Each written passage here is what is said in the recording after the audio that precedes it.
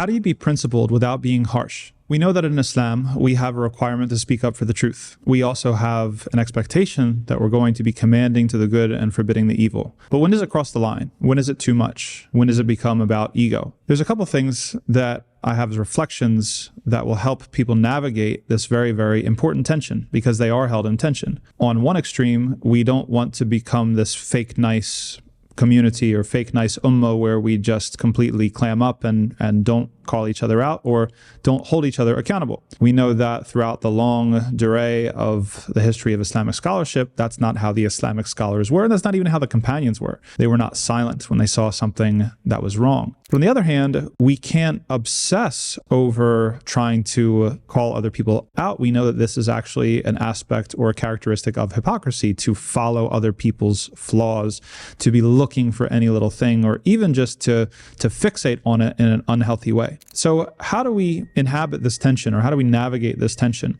One is that everything has to come back to a truth-first perspective. It's very actually difficult, and this is a subtle point. It's very difficult today because we're so indoctrinated with an identity-first perspective. So we think about us as Muslims, and that's my identity, and you're going to have your identity over here. And there's kind of an implied relativism going on if the terrain is about identity. There's almost a silent agreement for a quid pro quo that, oh, well, you have to recognize my identity and I recognize your identity, and we recognize each other as valid, and therefore that's where we have to stop, and it's uncomfortable to push it any further than that. That's not necessarily, in my humble opinion, an Islamically sound orientation to hold. Islam is about truth, and we believe that this revelation that is given to us is true and is given to humanity to bring them to the truth and to take them out of falsehood. That this confrontation between truth and falsehood is a very, very important thing. We don't equate, or we don't make false equivalencies between those who are on the side of falsehood or hold false beliefs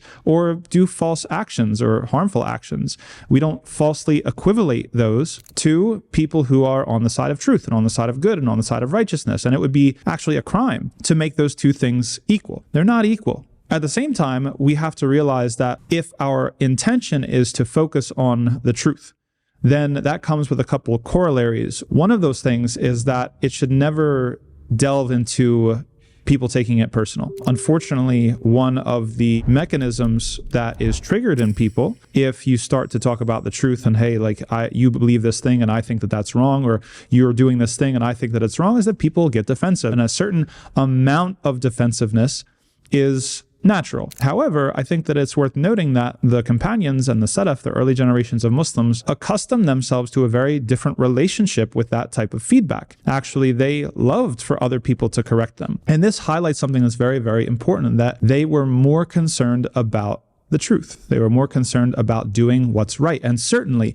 if you're doing something wrong, then why would you not want other people to correct you? Why would you want to persist in your wrong belief or your wrong action? It shows that there's a lack of loyalty or a lack of adherence to the truth. So rather than take it personally and this type of thing, it's actually, interestingly enough, to take it personally is a behavior that the Quraysh were involved in, and some of the non-believers, the people who rejected Islam, were involved in, because they said, and Allah mentions this in the Quran, that if this were the truth, then we would have come to it first. Or if this was the truth, then our forefathers would have come to it first. So they were taking it personally. That they hadn't, it was almost as if to tell them what was true and to call them out on false beliefs and practices was an insult. You don't have to take it personally, right? That's a fundamental difference, I think, between people. And this is for everybody, including myself. We have to have a truth-first mentality. If you have something that's true that you need to tell me, that I need to know, I would rather know that thing than go on persisting in error. And the type of person who would rather go on persisting in error than be corrected, then that's a spiritual disease. The second thing is that we should all be comfortable with what I call falsifiability. This is actually a technique that Allah subhanahu wa ta'ala uses in the Quran to demonstrate and to put things to the test. And it has to do with, again, not making this personal. It's not about you and your feelings or your family or your reputation or whatever. This is just about, does it hold water? Is it something that makes sense? Is it something that's evidenced? Is that evidence sound? Does that evidence prove what you're claiming that it proves? Because a lot of times people have have dalil, people have evidence, but it doesn't prove what they think that it does at all. And so Allah subhanahu wa ta'ala uses the technique of falsifiability within the Quran several times. So for example, when he challenges the audience or the listener or the Quraysh, if you don't believe that this Quran is the word of God, then produce a Quran like it. If you're saying that this is the work of a human being, then you should be able, you're all human beings, you should be able to produce something like it. And Allah subhanahu wa ta'ala gives that challenge in a few different ways in the Quran, and he varies the length of the challenge, whether it's an entire surah or whether it's part of a surah or whether it's something entirely like it. But the whole point is that there is a test. There's a falsifiability test, that this is how you will be able to know whether this is true or whether this is false. And then it's a really healthy exercise for people to be able to say, well, this is what I would have to see in order for me to believe that is true. Or this is what I would have to see in order for me to change my opinion on this thing. Imagine you're debating with an atheist or something like that. Get them to do it. It's like, what would you have to see and be wrong about in order to change your opinion on whether God exists? If they can't articulate it, if they say, there's nothing that you can show me that will make me believe, then that is a spiritual disease. That's not an evidenced position.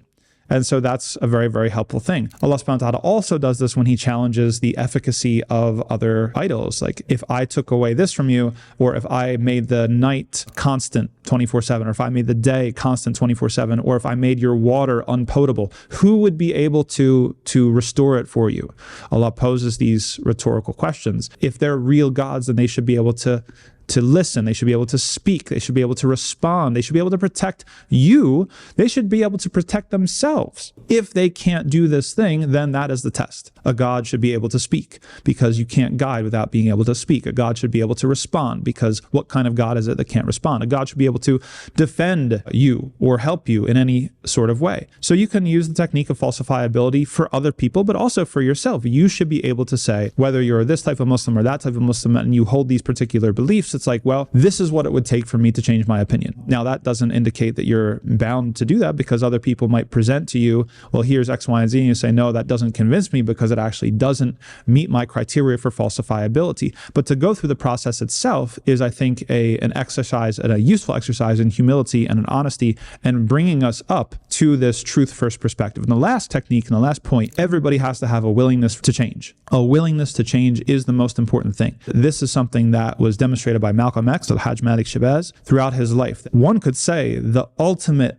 personal dilemma that you're going to face in life, and much of the Quran, is about the drama of what do people do when they are presented with the truth? How do they respond? Do they get defensive? Do they take things personally? Do they find excuses? Or do they actually submit? So when you've been confronted with a truth that wasn't something that you used to hold, how do you respond to it? That is a little bit different from a situation in which you're not persuaded yet. Again, that's a separate issue. We dealt with that previously. But if you actually are, it's like, wow, I said that this is what it would take. It's been presented to me in a compelling way.